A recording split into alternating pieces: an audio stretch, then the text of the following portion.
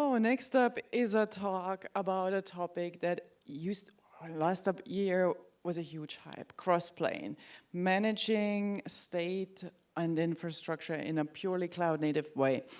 We have two people here from Dynatrace, another local from Austria, Daniel, and one who came in from Mallorca, Joan. And I hear we're gonna have a live demo, so let's pray to the demo gods.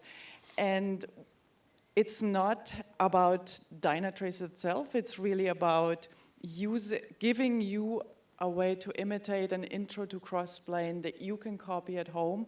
And I'm really looking forward to this demonstration. Let's have it for Joan and David on DIY with Crossplane. Thank you. So, hi everyone, how are you?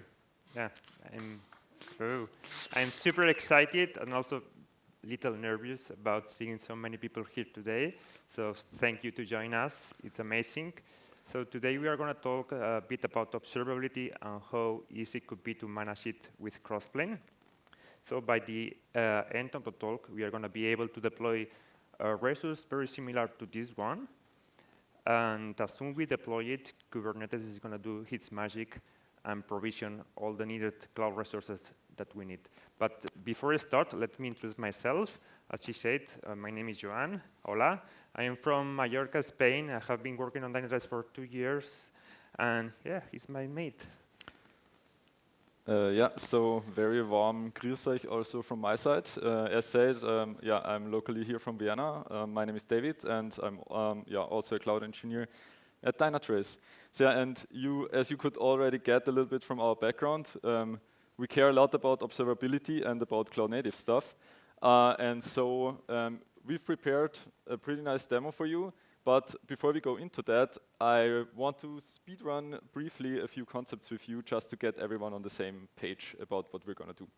So first thing, with audience participation, hopefully, who knows about Kubernetes? Nice. So I hoped everyone regarding what kind of conference this is. Very, very nice. Yeah. Second question, who has ever tried infrastructure as code in any shape or form? A lot of people. Great. Really great. So just to really fly over it, right? It's the pattern of configuring whatever you want to do in a given provider or tool as some kind of code instead of doing it with a manual action. And then you take some kind of tool, and the tool will then create everything you need for you. Nice added feature, you can also use version control like Git to make this even more like toolings that developers use these days. Yeah, so you can manage tons of different tools and providers through this pattern on many different clouds, for instance. But since you're basically just configuring a third-party tool, you can generalize this pattern, right? It's not just about infrastructure. It's basically just configuration as code that is applied for you. And in our case, we will use it as observability as code, so configuring observability tooling with this same pattern. Great. So infrastructure as code. But who of you also knew that you could do this thing just with Kubernetes? Or ever tried it out? Neat. So let's think. What does Kubernetes do? So everything we apply to Kubernetes is treated with a control loop, with a reconciliation loop. So let's think of a deployment. We add it via kubectl apply -f to our cluster. Then Kubernetes will analyze, hey, do I have to do anything with this resource? Is my desired state my actual state? And if not, I do something with it, right? So the deployment reconciliation loop will create a replica set, and then the replica set reconciliation loop will create pods. And so how can this help us with infrastructure as code? And I like this quote here very much, which says, Kubernetes is basically just a friendly machine that can make everything you want ever come true as long as you can apply it as a YAML file. And so can we use this? And Kubernetes actually has a way to teach it new stuff, to extend it in this way, which is called the operator pattern. So how does it work? Let's say I want to order my pizza in a cloud-native way. So the first thing I need to do is tell Kubernetes, hey, I want to have a new API, a new kind where I can apply objects. So I need to tell it which fields it's going to have of the object that it should accept. And then I need to implement this reconciliation loop. So I need to deploy some code to Kubernetes that actually looks for these objects and then does something with it. In our case, when we apply a pizza object, it should, I don't know, order the pizza for us. So that's kind of the gist. Right. So doing it this way gives us, doing this pattern gives us the upsides of just using objects in Kubernetes, right? So so this continuous reconciliation loop, making the state of the object also always the actual state all the time. It separates the states of the different objects. We have a unified API that everyone can work against, and we have this huge open source ecosystem and the extensibility of Kubernetes everywhere. Think GitOps and Argo CD, for instance. Right. The downside, of course, is when I explain it like this, we need to maintain operators for everything, right? So the upside of Terraform is, for instance, everything is already implemented. We just need to use the resources. So that's bad. I mean, actually, that's the reason why we use these tools. We don't want to do everything ourselves. And this is where our tool that we're going to use for our demo today comes into play, is Crossplane. So it's a framework that we can use on top of Kubernetes that helps us with this exact use case. So it helps us compose new custom resource definitions, so new kinds very fast, and gives us an ecosystem of providers that are already built that we can use to, as operators in our stack and quickly extend the Kube API. So I could explain a lot longer how these tools compare, what the upside, downside, the cost of maintainability is. But for now, we really want to go into the demo and show you what we got for this session, and I'm going to hand it over to Sean. Yeah, thank you. So what's the game plan for today? The first thing that we are going to do is to install or set up the Dynatrace Crossplane provider. By the way, we are using Dynatrace because they pay the bills and it's super convenient for us, but whatever we are going to show you today could be easily extended to any tool that you want to use. So, bad news, there is no official Crossplane provider for Dynatrace out there, as far as I'm not aware of any. So here today in live for first time on this story, we are going to build a new Crossplane provider for Dynatrace.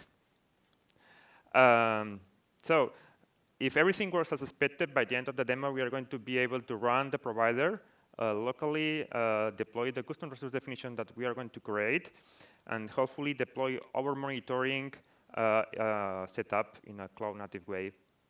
So before I start, please join me just to pray to the demo gods, because we are going to play really hard on the stage.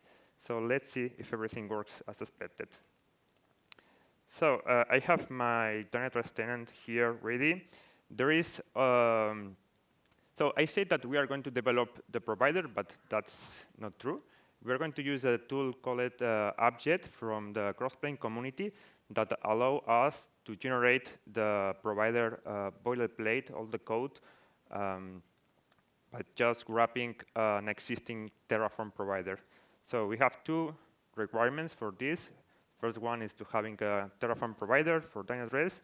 We have it, an official one. That's great. And the second one is to know how to read documentation. So there is a nice document on GitHub that explains us how to generate a new Crossplane provider. So we are going to just go through it.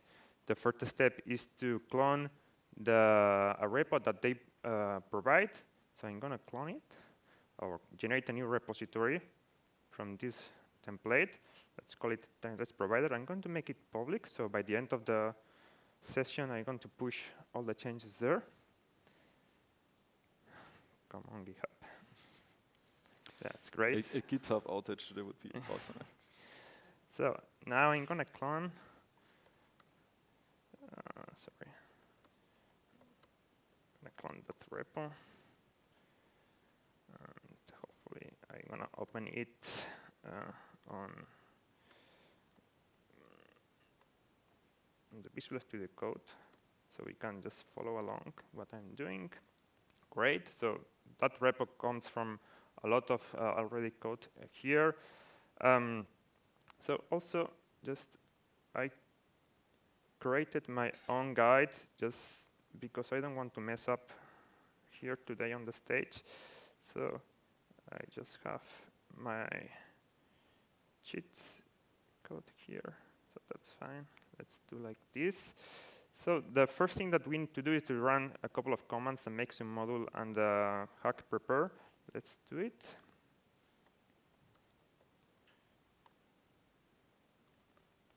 Nice. Now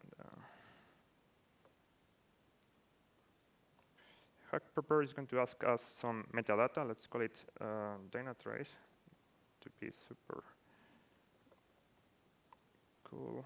That's my organization, and we're going to use Crossplane. Fine. So just some metadata that will then be used in the resources that it generates in the end. Okay, so this is exactly the same information that we could find on GitHub, but I just prepare my own with exactly comments. So please don't blame to me for this. So the first thing is to adjust the makefile that they provide with exactly information for our Terraform provider. So I'm gonna just copy it. The next step is to set up our client. So we could instruct the provider how to connect to our tenant. So for this, we only need to have two variables, the URL of the tenant and, of course, a token, a valid token to connect to it. It's not so important what I'm doing because everything is explained, very well explained on GitHub, and you only need to follow it step by step and adapting it to your Terraform provider.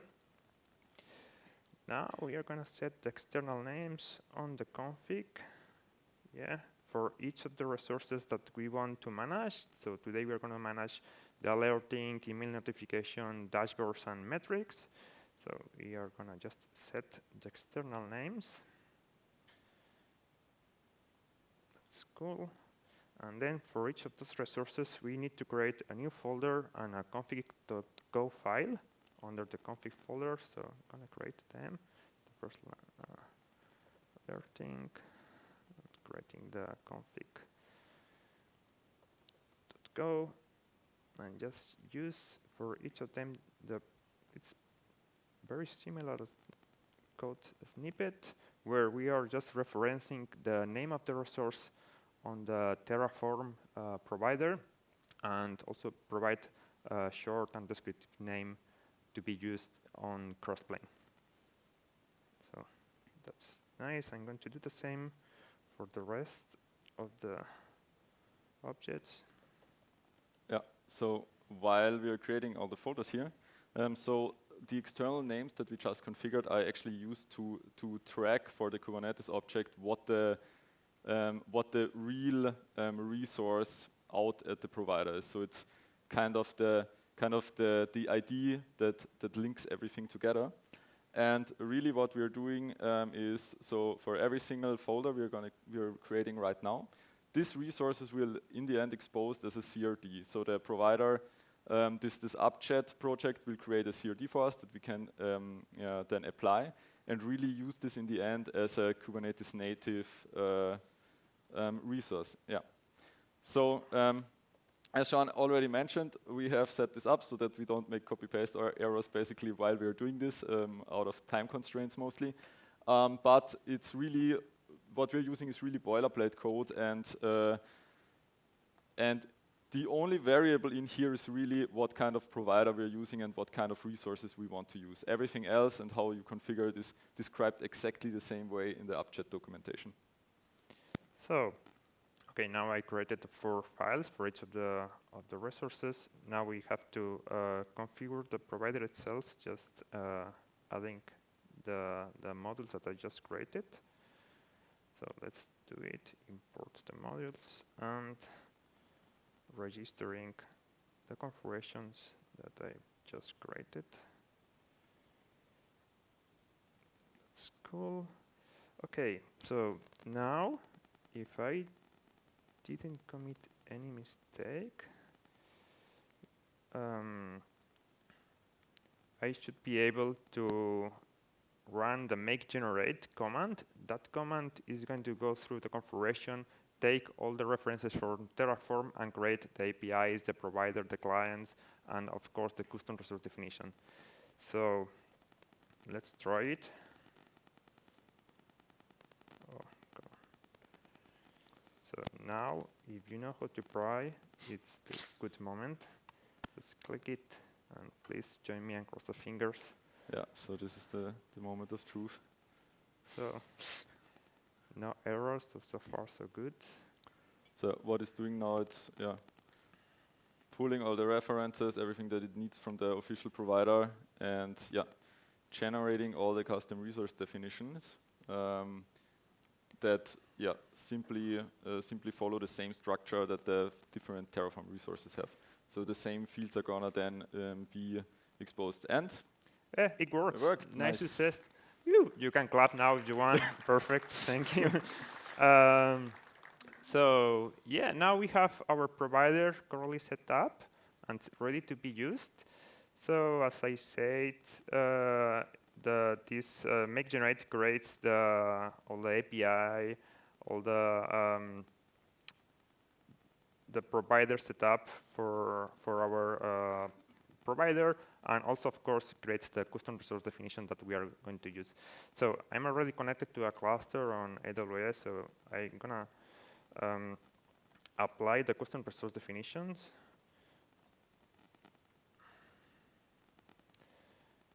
Okay, let's apply them.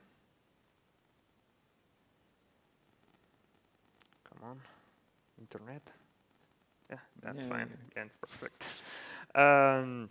So now I can just make run. This is going to run the provider locally on debug mode. So hopefully we are going to see what it's doing.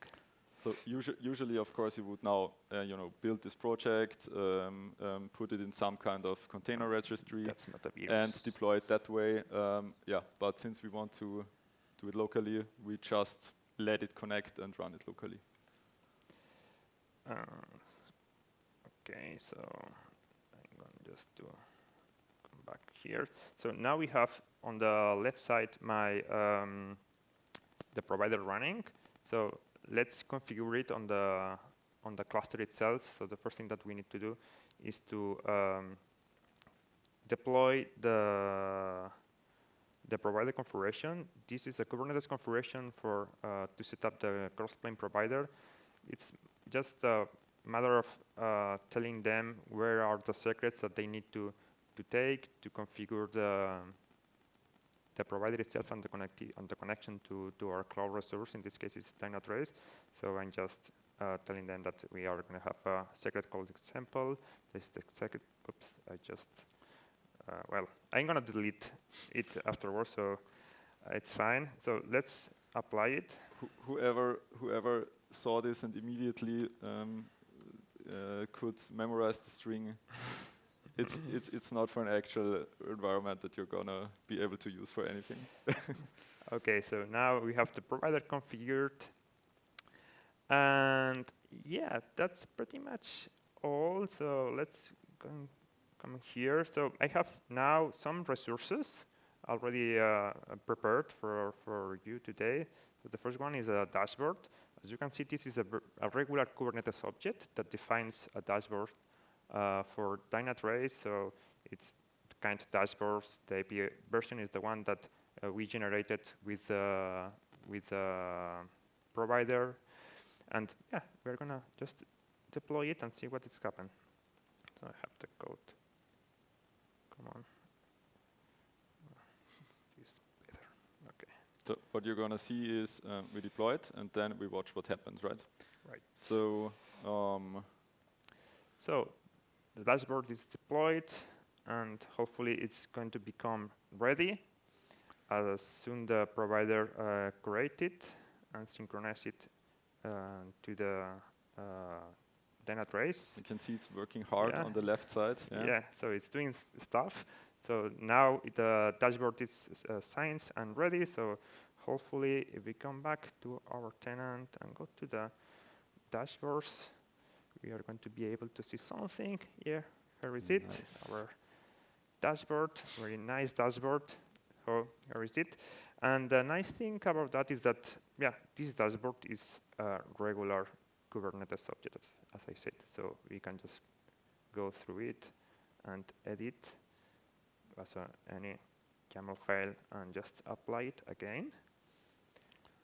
And yeah, what it's going to do is just to take it, the new configuration, and apply it for us. So hopefully, if I come back here, come on, try to.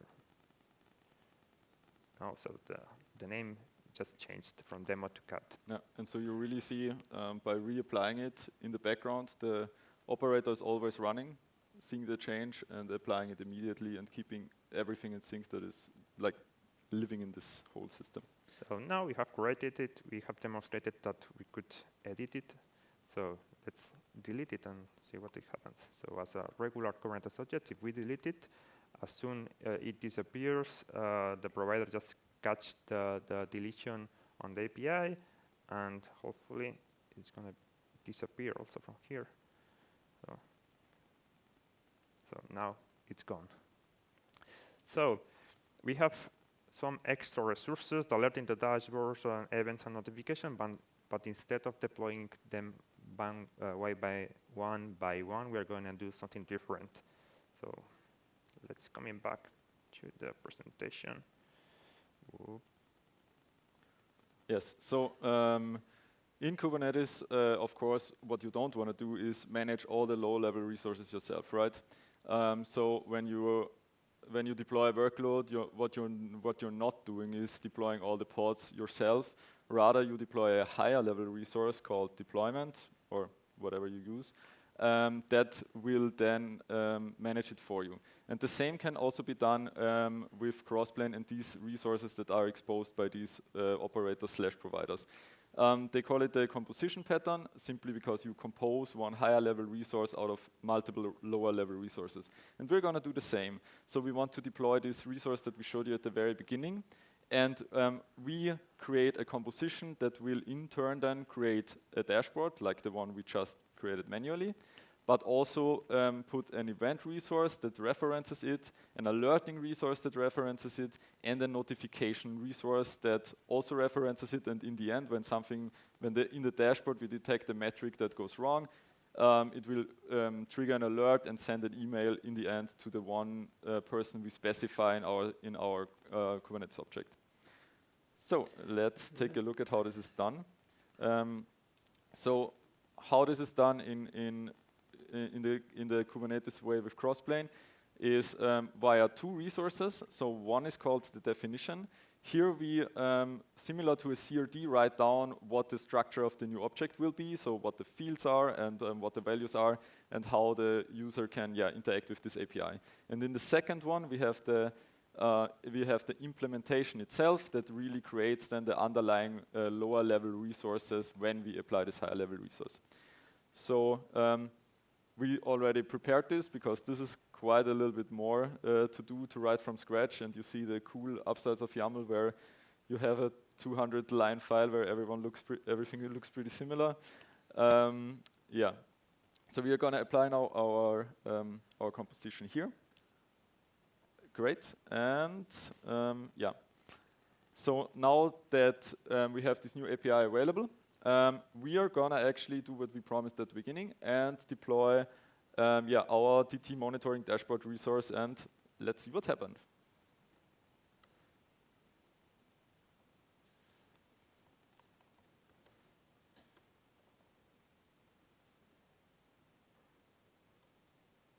So we are also using here the trace command of the Crossplane command line tool. So here you can see our high level resource has been created, and already we can see a bunch of lower level resources have also created in this dependency tree. So it's already starting to things to sync, but not everything at the same time, the Kubernetes way. So So everything gets created at the same time, but we wait, so objects that are reliant on each other wait for each other actually to get to a healthy state, and some of them also need to exchange some data that they get when stuff is created. Yeah. So now we see everything went to true. So let's see what happened in our Dynatrace platform. So here on the dashboards, we should be able to see a new dashboard created. That's nice, Kubernetes, but we not just deployed the dashboard, we also deployed more stuff. For instance, we created this problem notification that is targeting my own email, so please don't spam me. So eventually, if everything works, we should receive alerts like this one if things are going, something is break or is not working as expected. So yeah, that's nice because with a just one single Kubernetes resources, that is quite simple. In this case, we could deploy all the observability setup that we need for our service. In this case, Kubernetes. We deploy the dashboard. We have deployed events that is checking that the service is performing well. We have notifications and also the alerting that is going to send us alerts if something goes wrong. With that, just coming back to the presentation. All right, so to sum this up a little bit, what are the takeaways from this little introduction that we just gave you? Right, so what we wanted to show a little bit, Kubernetes can do more than just run workloads, right? It's a very extensible platform that, given the right use case, you can also use to orchestrate many different tools in different places, depending on, again, your use case and how things fit together in the underlying platform that you build for your company, basically. And of course, this was just the starting point. Building your own provider is, of course, a bunch of maintenance work in the background. It's a piece of software that needs to be managed in the end and maintained in the end. So you, of course, need to take, think about if you want to get this additional work and if it makes sense for you. And now you know where to begin. So this was a little bit what we tried to do here. And you can build your own providers, but you can also just join the community and use what the community has already built, because the ecosystem here is really big already. And for all the major cloud providers, there exists a very nice done setup that you can just utilize. Yeah, and in the end, it's about enhancing the Kube API with your own CRDs to abstract the complexity that is there. So following this up, if you're interested now, we have linked everything relevant to our talk here. So regarding Crossplane, regarding the provider and the patterns that we use, but also this project that we built right in this session. And with this, I can just say thank you all for listening. And if you want to visit us, we're at the Dynatrace booth for the next 2 hours or so. Thank you.